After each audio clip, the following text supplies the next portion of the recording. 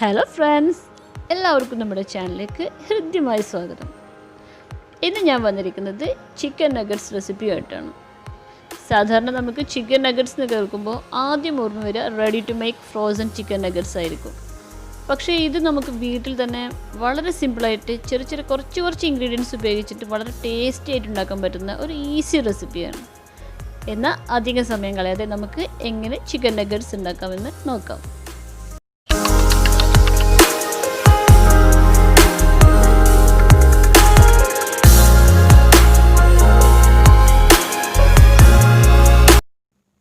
എന്നാൽ നമുക്ക് nuggets ഉണ്ടാക്കുന്നതിനുള്ള ingredients കാണാം.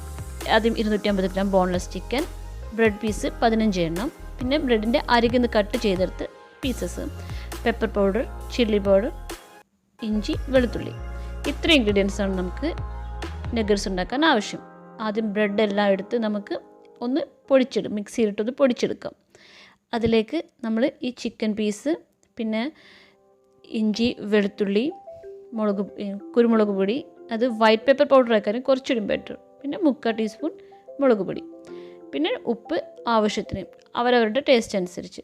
പിന്നെ ഇതെല്ലാം കൂടി നമുക്ക് മിക്സിയിലിട്ടിട്ട് നന്നായിട്ട് ഒന്ന് അരച്ചെടുക്കാം. അങ്ങനെ മിക്സിയിലിട്ട് അരച്ചെടുത്തിട്ടുണ്ടെങ്കിൽ നമുക്ക് ഇതുപോലുള്ള ഒരു മാവ് കിട്ടും.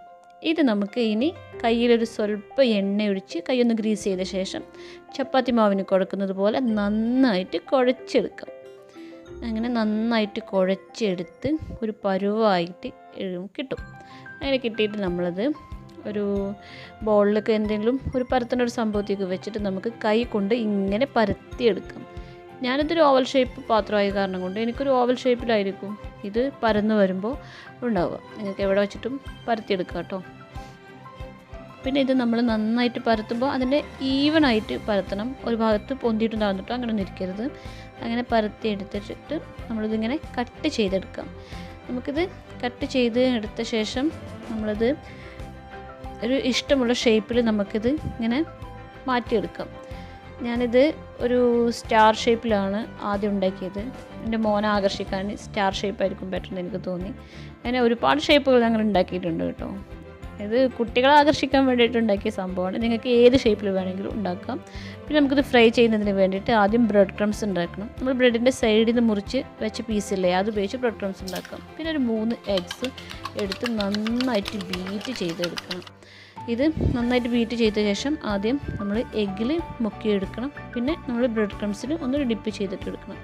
നമ്മൾ വലത്ത് കൈ കൊണ്ട് അതിനെ എഗ്ഗിൽ മുക്കിയിട്ട് ഇടത്ത് കൈ കൊണ്ട് ബ്രെഡ് ക്രംസ് ഇട്ടിട്ടുണ്ടെങ്കിൽ നമ്മൾ കയ്യിലുണ്ടാവുന്ന എഗ്ഗ് ഉണ്ടാവില്ലേ, അത് ആ ബ്രെഡ് ക്രംസിൽ വീണിട്ട് അത് നനയില്ല. അതിനാണ് ഞാൻ ഇടത്ത് കൈ ഉപയോഗിച്ചിട്ട് ആ ബ്രെഡ് ക്രംസ് ഇതാക്കിയിരിക്കുന്നത്. പിന്നെ നമുക്ക് എണ്ണ ഒരു മീഡിയം ഫ്ലെയിമിലിട്ടിട്ട് നമുക്ക് വറുത്തെടുക്കാം. ഹൈ ഫ്ലെയിമിൽ ഒരിക്കലും വറുത്തെടുക്കരുത്. അപ്പോൾ അതിൻ്റെ അകം വേവാൻ ചാൻസ് വളരെ കുറവായിരിക്കും.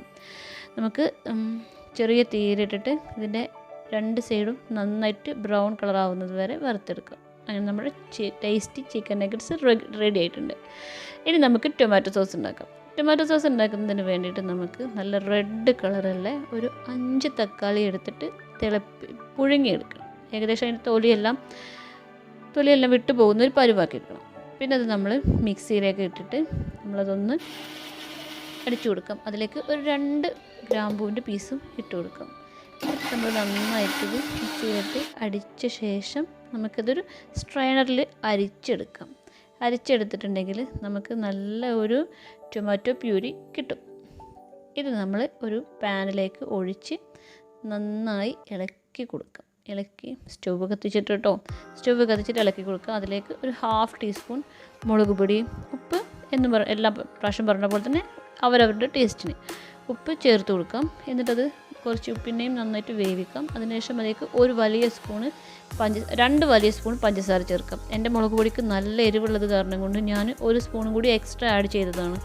നിങ്ങൾ മുളക് പൊടിൻ്റെ ടേസ്റ്റ് അനുസരിച്ച് ഇട്ടാൽ മതിയാവും. പിന്നെ 2 സ്പൂണ് ചെറുനാരങ്ങ നീര്, ഇത്രയും ചേർത്ത് നന്നായിട്ട് അത് ടൊമാറ്റോ ഇങ്ങനെ വേവിച്ചെടുക്കാം. എന്നിട്ട് അതൊന്നും ഇങ്ങനെ ടൈറ്റ് ആവുന്നതിന് വേണ്ടിയിട്ട് ഒരു ചെറിയ സ്പൂണ് കോൺഫ്ലോർ എടുത്തിട്ട് പച്ചവെള്ളത്തിൽ കലക്കിയിട്ട് ഇതിൽ ഒഴിച്ചു കൊടുക്കാം.